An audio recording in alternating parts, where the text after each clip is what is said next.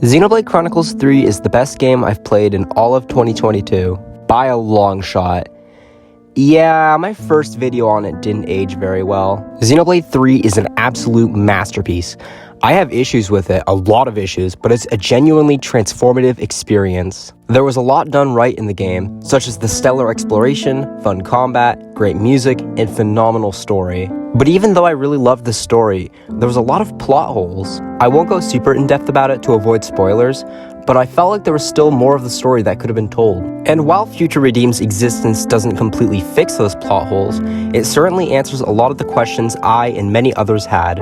And so, Future Redeemed will be the topic of this video, and as the Xenoblade fan who's played every number game and beat this game on hard 100%, I think I'm more than justified. In this video, I'll be showing off mostly early game areas, but I will be showing off a bit of a late game area. This area looks exactly like the first major area and was shown off in the trailer, but here's your warning. I also will have a section of this video where I go in depth about the characters, but I'll have a spoiler warning for that section, and I won't go super in depth about them, and won't reveal any spoiler stuff.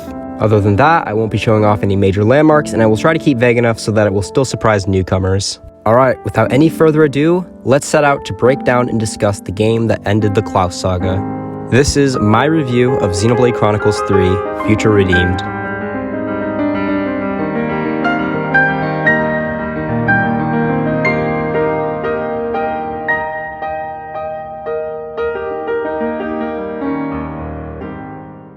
If they won't listen, I'll make them listen with my fists! Future Redeemed has very similar combat to the base game. There are a few changes, but for all intensive purposes, it's a different take on 3's combat. At the beginning of the game, combat is very basic, only giving you one extra art, an Ouroboros art.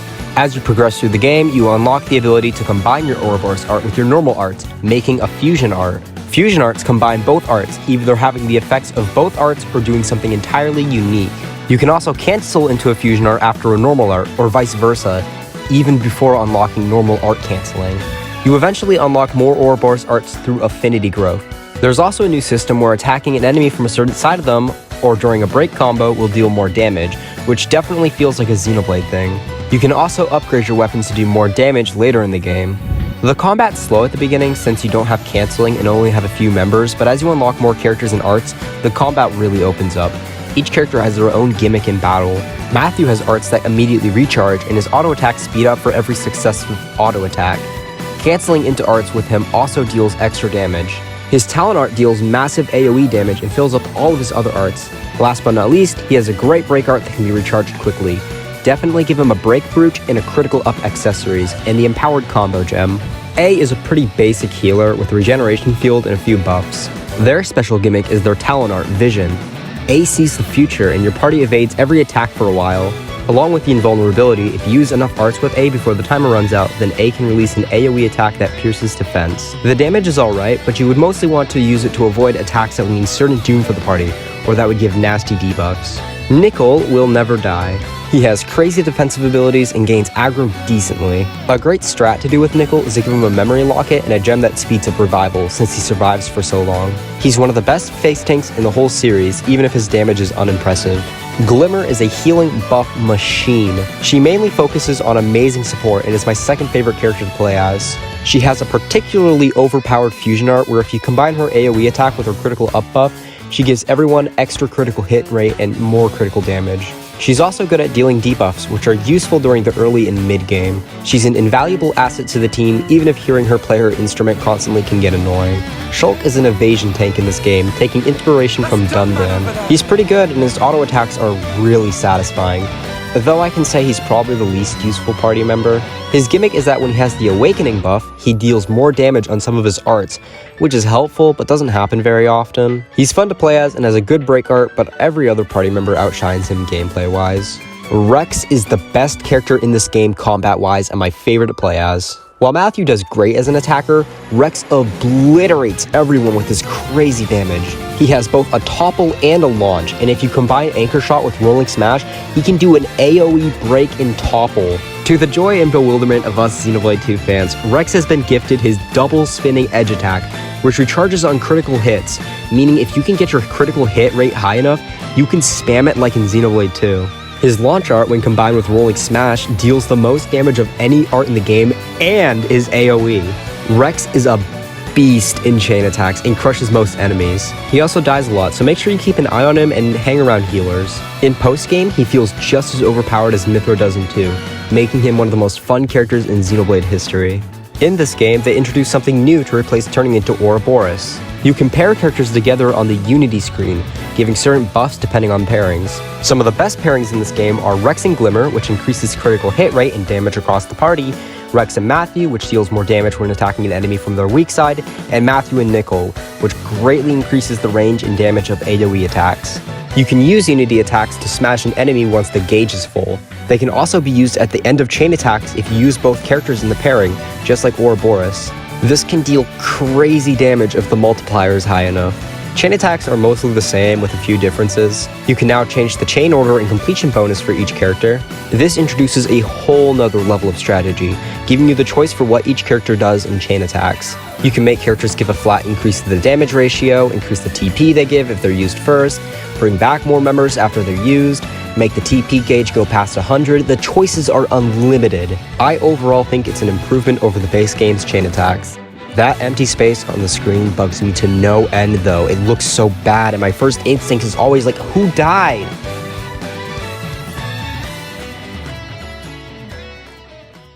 Man, I'm freezing my balls off! While I personally think that Xenoblade 2 and 3 are where the series' exploration peaks, Future Redeemed does the best job at rewarding exploration. There are a lot of things you'll find across the world. Of course you have containers, secret areas, and unique monsters, but there are some new things as well, such as city survivors that get added to the community list, random things you'll have to repair or build, enemy territories you have to clean out, or areas where you have to defend someone or something against a horde of enemies. The best thing they added are expansions, which expand one thing on your character. The expansions you'll find are affinity growth expansions, which allow you to unlock a section of your affinity growth, art expansions, which allow you to equip one more Ouroboros art, gem expansions, which allow you to equip one more gem, and accessory extensions, which allow you to equip one more accessory. Expansions can be found in containers, gotten by doing quests, or just collected out in the wild. This game rewards exploration more than any other Xenoblade game and makes collecting everything feel very gratifying. Across the world, you'll find collectibles. These are items that look like orbs from a distance, but turn into items when you get closer. You can get them from killing enemies, opening containers and relics, and on the ground. They're really satisfying to pick up and encourage running around and collecting them. It's one of my favorite things the base game added, and it improves upon the collectibles in 1 and 2. Collectibles in this game can be used to upgrade the X-Reader, build stuff in the world, upgrade your weapons, craft gems, and be used in the Collectopedia. They can also be sold and are sometimes required in side quests and the main quest. The last collectible in this game is Affinity Points. Affinity Points can be used to unlock stuff on your skill trees. They're vital to collect and can be obtained mainly by doing overworld stuff, or by working on some of the things on the Affinity section of the menu. The first way to obtain Affinity Points is the Enemypedia. After killing a certain amount of a monster, they'll show up in the Enemypedia, where you can see the big thing they drop. It's definitely a very rudimentary system, and I'm not a fan of the symbol that hovers above every enemy's head, but it's definitely very cool.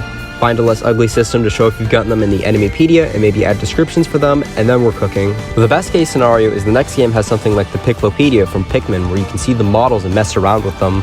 The next way to obtain affinity points is the community system. It works very similarly to how it does in Torna, and I think it works good for the smaller games. You basically have to complete certain story events or side quests, and after hearing everything an NPC has to say, you can add them to the community list. It's way better than the disappointing community system in the base game, but doesn't add a ton to the game. The next way to get affinity points is the Collectopedia, which is also an improvement from the 1 and 3. It's basically the same as the one in Xenoblade 1, only you have to collect more than one collectible to fill items in. It's a brilliant system that encourages collecting, that's all I can really say. This game has heart-to-hearts, where characters will reflect on events that have happened in their life. They aren't interactable and don't even show the characters talking, but they're better than the ones in 3 and also give affinity points. The last way you get affinity points is by doing world events. Those include basically all the stuff I've already mentioned.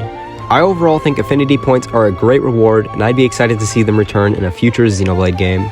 So, I've been talking a lot about what you can find in the world, but I haven't explained what the exploration itself is like. I love this series because there's no giant holes for me to fall into. Oh, come on! This game has a lot of things in the distance that do a great job of capturing your eye. It's hard not to notice the giant Saffronus tree on the top of the hill, or the giant mountain with Prison Island off in the distance. It does a great job of making the player curious, and I was encouraged to explore constantly. There's lots of notable places to go in the first big area, and it has that Xenoblade wow feeling that all of the games strive at giving.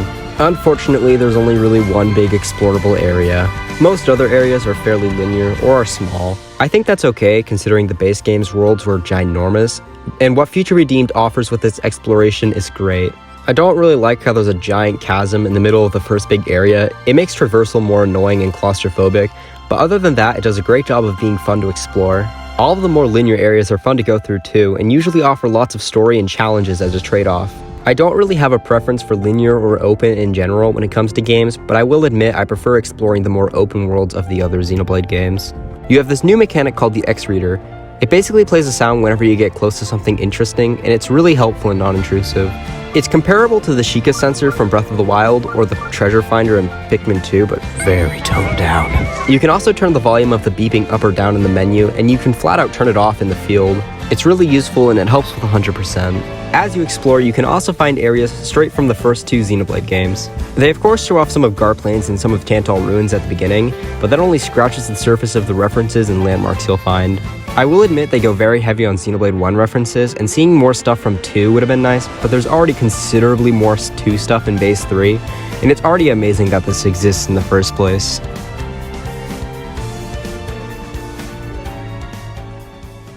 I'm feeling full of beans! For how short Future Redeemed is, it's incredibly meaty. I've already talked about the amazing collectibles, but I haven't really talked about the side quest yet. Personally, I wasn't super huge on the side quests in 3. Most of them amounted to, go here, do this, and they felt more like busy work than things I'd actively search out and want to do. I was particularly disappointed with the hero quests. I noticed they mostly followed the same formula, and the characters weren't as interesting visually or personality-wise as the Blades from 2, with some exceptions, obviously. I haven't done any of the Ascension quests yet, other than the main parties, but I've heard they're way more interesting, so maybe I'm wrong. But most of the quests in 3 disappointed me, especially the quests where you follow footsteps. They're the definition of mind-numbing filler. That might lead you to believe I dislike the quests in 3, but I actually think they're okay. I probably wouldn't do most of them again, but they work fine for world building.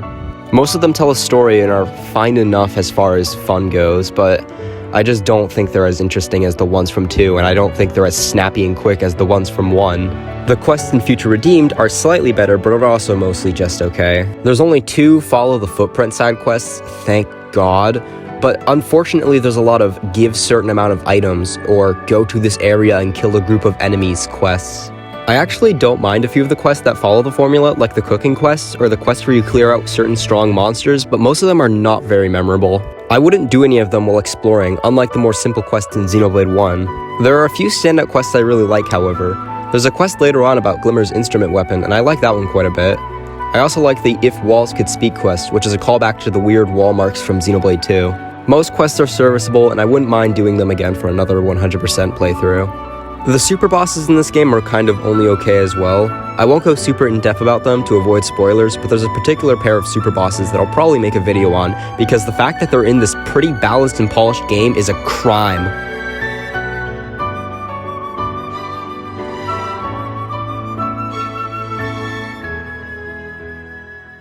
Open up, says me. A lot of people say that Xenoblade 3 is easily the best looking Xenoblade game, and one of the best looking games on the Switch. I do not get what those people mean. The game looks really good with a more detailed and realistic art style. I especially like how the character models look with the line art showing up on them. I just think the textures are super pixelated, and it just looks so blurry. That might totally be a me thing, but I also noticed the lack of areas that stood out to me visually in Base 3. In Future Redeemed, it looks practically the same, which is to be expected. The sights are mostly good, with landmarks sticking out, but it gets amazing when you get higher up and you can see all of Ionios. I won't be showing it for obvious reasons, but it's genuinely stunning. The different areas you go to have a nice variety in their color palettes, and the game gives me late fall vibes, and it's very pleasant. There's not really a lot of things that glow, but you'll occasionally find things that stand out during the night. The game overall looks good, but I think that Xenoblade 1 and 2's art styles have a lot more personality. The music was also pretty good. The biggest improvement this game made over Base 3 is the area themes. I thought most of the area themes in 3 were pleasant, sometimes even gorgeous, but pretty forgettable. They didn't really compare to the area themes in the other Number games. This game's area themes are fantastic and carry the same energy as 1 and 2's. They have great rhythm, and I can still remember them clearly. I also like the new battle theme a lot. The piano is fantastic and the rhythm is addicting. It does get a bit tiring when it constantly plays for every battle, but that doesn't take away from how great it sounds. My favorite new song is the final boss theme. It really does sound like the culmination of over 10 years of amazing storytelling and build-up. I would have liked flat-out remixes of songs from the other games, but every new song they introduced into this game slaps. The English voice acting was pretty great, as per usual. I did have a few problems with the cast, however. It's great that they got Adam Howden back to voice Shulk, but his performance isn't nearly as good as Xenoblade 1. He's a lot quieter and doesn't have any moments where he really lets it all out. It's a shame, but I'm happy he's even back, even though he's kind of a crappy person. Nickel's voice fits him decently, but he kind of sounds like he has a stuffy nose the entire time. Glimmer sounds very similar to Sky Bennett, Pyro and Mithra's voice actor. I like her a lot, but she has a lot of weird deliveries. Rex has a new voice actor, which is a shame since I loved Rex's voice actor in 2, but his voice acting is pretty good in this game. I also loved Matthew and A's voice acting, but I think I overall preferred the Japanese cast. The English dub is good, but I think for future replays of this game, I'll stick to Japanese for the most part, even if I prefer A and Matthew's English voice actors. The framerate is pretty consistent throughout the game, and the only time I ever noticed low poly models was with a certain Nopon. The load times were never bad, you get the gist. It's a pretty solid game performance-wise. There were rarely big or meaningful glitches, though the common smaller glitches here were pretty weird. Like, there'll occasionally be a Turkin who will have an icon that they're going to drop something above their head, but they just won't drop it. There were also UI issues, like when the exclamation mark showing to use your move will momentarily flicker, or uncharged arts will momentarily show they're charged when you enter a different menu. It's not game-breaking by any means, but it is a bit weird. Something I hated about Xenoblade 3 was the tutorials. They were intrusive, overly hand-holdy, and not optional. They didn't even let you customize anything while in the tutorial, and you have to change what it says you have to. Unfortunately, they're just as bad in this game and still not optional. I kind of wish they found a better way to show the player the mechanics, but for how annoying they are, they do a pretty good job of teaching you. And the tip section is really informative. Here's a random thing. During some of the cutscenes, they'll transfer directly into a fight. It works super well in their special music, but most of the time they'll just use normal battle music, which feels out of place and abrasive to the atmosphere.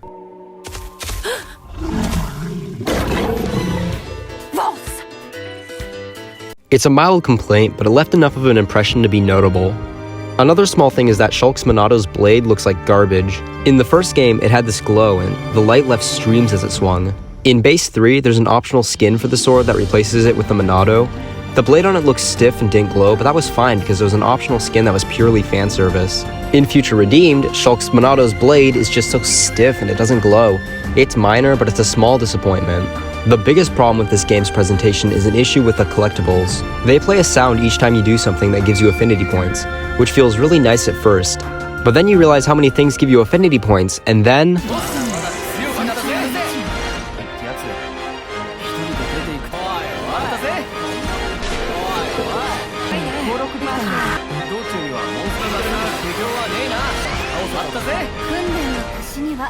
it kinda loses its impact. I also kinda wish you could turn off the giant icon appearing over the screen and the sound playing, but it's also unfortunately not able to be turned off.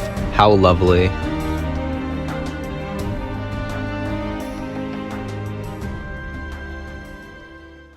Granddad! In this section, I'm going to be talking about the general plot, the characters, and the lore.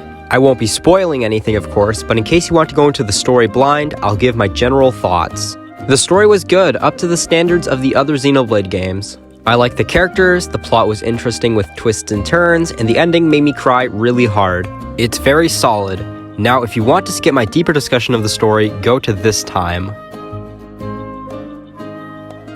Matthew and his companion A are searching for Matthew's sister, Niall, and any other city survivors after their city was ravaged by Mobius. While exploring, they discover 2 colonies locked in a battle. Both colonies have been wiped out in a stalemate except for 1 Kavesi boy and 1 Agnes girl. After convincing them to stop, with his fists, Matthew transfers the power of Ouroboros to them both, freeing them from the flame clock. Now that both of them don't have to fight anymore, they're both at a loss. Nickel, being a shy kid, doesn't seem to know how to feel, while Glimmer is resentful since she was so close to being sent off after serving for 10 years. Glimmer runs away, and the gang has to follow her and find her before she gets killed. Along the way, they meet Shulk and Rex, who are both trying to defeat Alpha, who's trying to erase the world. That's the basic premise, but the story takes a lot of interesting turns, while also answering a lot of the questions the base game left us with. I've barely scratched the surface of the amazing moments and characters this game has. Speaking of, this game's characters are pretty good. I liked all of them and would consider some of them up there with my all-time favorite characters. Matthew is our main protagonist. His design was very obviously inspired by Fei Fong Wong from Xenogears, Monolith Soft's very first Xeno game. He's very spunky, if not a bit over the top. He's extremely dedicated to finding Niall, and though he's pretty bad with words, he's extremely welcoming and outgoing. He's got the thoughtfulness and reminiscing of Shulk while having the optimism and confidence of Rex. He's a great leader for the crew and stands proudly with the other Xenoblade protagonists. A is a lot more blunt and serious than Matthew. They're very logical and straightforward, sometimes directly calling out Matthew's positivity. They never get annoying, however, since they have a lot of great sarcastic lines that come with their cynicism. Matthew and A have a lot of great back and forth, and A has a lot of mystery behind them. They're also the most mindful of the whole crew, knowing when the best time to calm down is. They really are Matthew's opposite, making them a great pair. I will admit that other than the mystery and lore, A gets kinda shafted. I struggle to think of a ton of moments where A really stands out compared to the other characters, which is an issue you'll continue to see with the rest of the party. Overall though, I love A, and I think they contribute a lot as a voice of reason. Also non-binary, let's go! Nickel is the shyest character in the whole group and works as a soft-spoken tank. He's unable to summon a weapon like most other people, so he decided to use his intelligence and engineering talents to build his own weapon, a backpack with metal arms that he can use defensively and offensively. He has some of the most growth of all the characters, starting out extremely shy and becoming more brave as the game goes on. He, unfortunately, also suffers from not having a ton of screen time, with not as many moments dedicated to him. He and Matthew have a younger-older brother relationship, where Matthew encourages him to speak up more, and he has a really good relationship with our upcoming character, Glimmer. Glimmer resembles Pyra and acts like Mithra.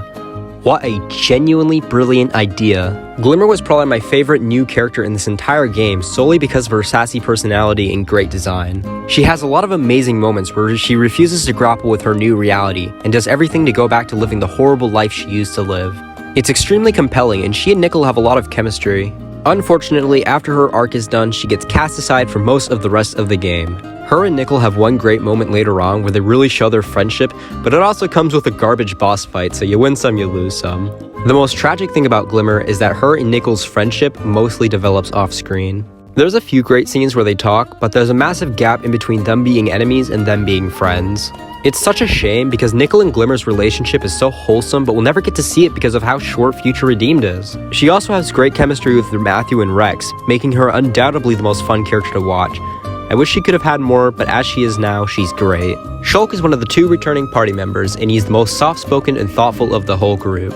He has all of his great character development from 1 while also being in a brand new situation. His new life in Ionios kinda sucks, and you can see it with his physical changes.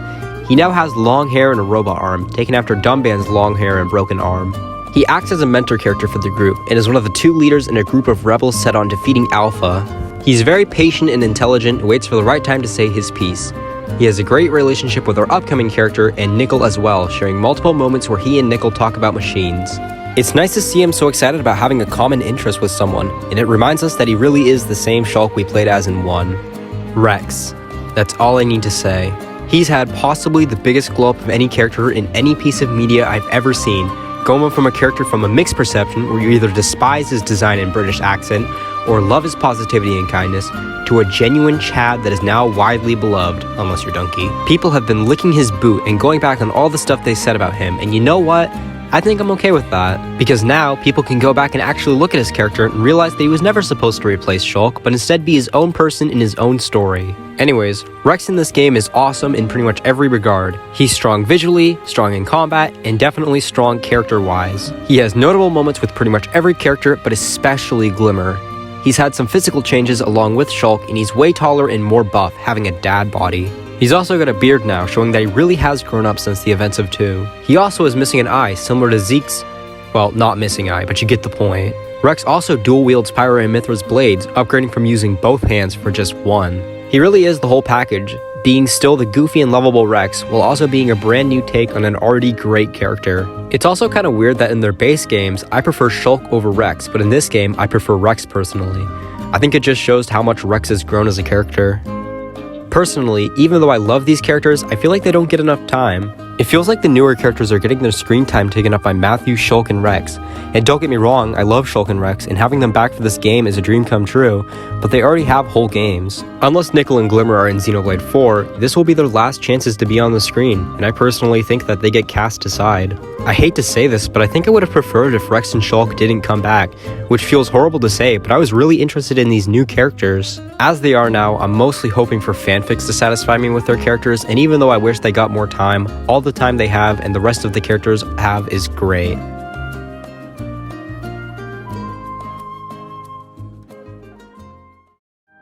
And there it is, my full review of Future Redeemed. What a wild ride, and a great one at that. Future Redeemed is not a perfect game by any means. It has plenty of issues like how half the cast doesn't really get to shine, and the game starts off way too limited. But overall, this game made me feel like I was playing a classic Xenoblade game again, which is a feeling I loved. I'd give this game an 8 out of 10 on the number scale. And as far as my personal ranking of the Xenoblade games, I'd put it above Future Connected, but below Torna. I think Torna does a bit better as a prequel, focusing more on elaborating things rather than fixing plot holes, but is better than Future Connected, the most underrated Xenoblade game. Personally, I would have recommended beating this game on hard and going for 100%, but there's a super boss that kinda makes me not want to say that.